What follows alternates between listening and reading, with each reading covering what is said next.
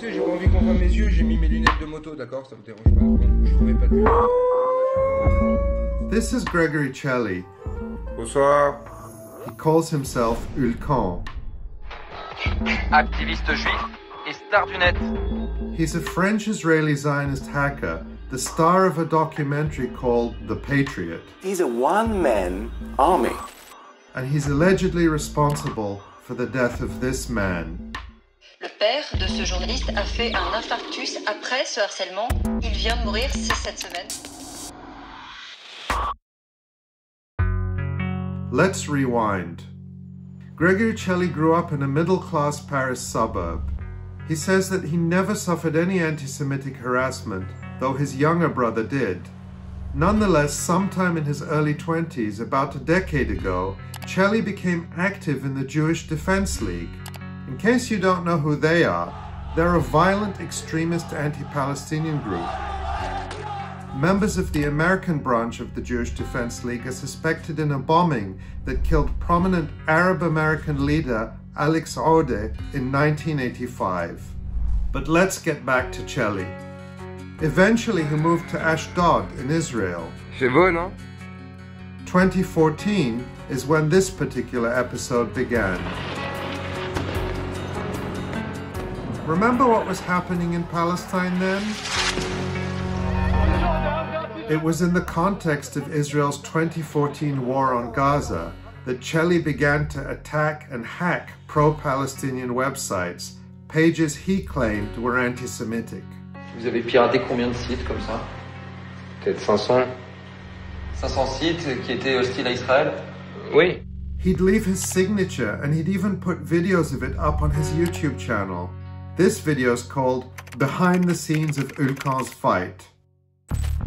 Enter French journalist Benoit Le Corre. He saw what Chelli was doing and wrote an article about it for the publication Rue 89. So Chelli, or Ulcan, retaliated. First, Chelli called Benoit's parents, pretending to be a police officer. Bonjour, Madame Le Corre. Oui, Oui, bonjour, c'est la police, je vous appelle concernant Benoît. oui. D'accord, bon, il lui est arrivé un accident, madame, hein? Ah bon? Oui, oui, oui. Allô? Oui, bonjour. Votre fils est mort, monsieur. He threatened them to try to force Benoit to change his article. Je peux te rendre la vie impossible. Hein. Le harcèlement à domicile, c'est moi qui l'ai inventé. Hein. Et dis à ta salope d'enlever l'article. T'as compris? Si tu veux pas que tous tes voisins ils sachent que tu mets ton zizi dans des culs d'animaux et d'enfants, je te conseille rapidement.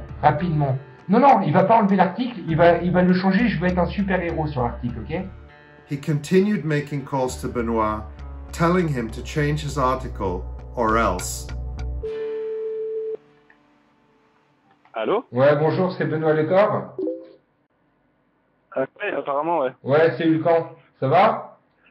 Ah bah enfin, j'arrive à te contacter, c'est fou ça. Ouais, c'est fou, hein. Non, mais ce qui est fou, c'est qu'on va s'occuper de ta petite famille, on va faire ton stick tout de suite, on va avoir ton affiliation, on va sortir le nom de ta mère, on va payer des mecs.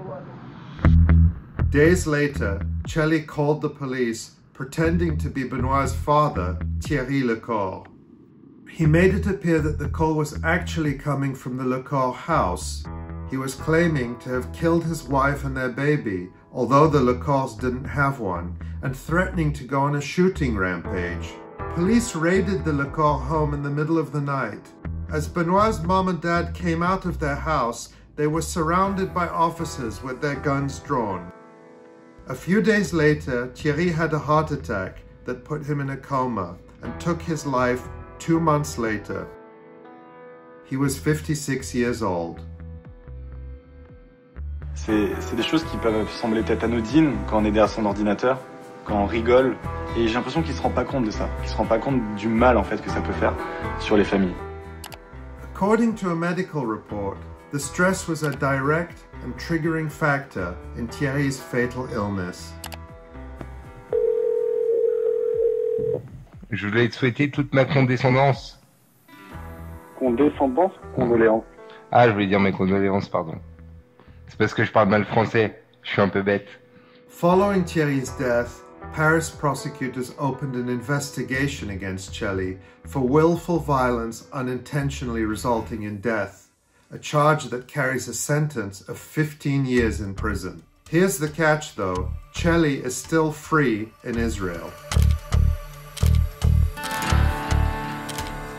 In 2015, a French judge issued an extradition request to bring Chelli back from Israel to face justice in France.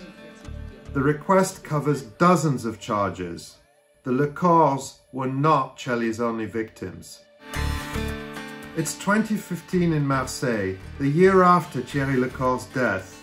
A man called Pierre Stamboul and his wife are violently awoken by police storming their home. Stamboul is handcuffed for an hour and spends 7 hours in jail. Turns out the police had received a clearly false tip that Stamboul had murdered his wife, Chelli's MO. Oui, bonjour Pierre Stamboul. Ton père, il a été déporté, fils de pute. He's referring to Stamboul's father, a communist activist who was deported to a Nazi concentration camp during the German occupation of France. Il doit avoir honte de toi, tu comprends? Ton père se retourne dans sa tombe. Ton père te regarde d'en haut et il juge que tu es une salope. Tu es une merde. Espèce de fils de pute, pauvre juif, on te met les couilles, je te tape. So why would Chelli target this man? Dans mon éducation juive, le racisme et le fascisme étaient des mots absolus. Stamboul is a leader of the French Jewish Union for Peace, a Jewish leftist movement that supports Palestinian rights. These guys.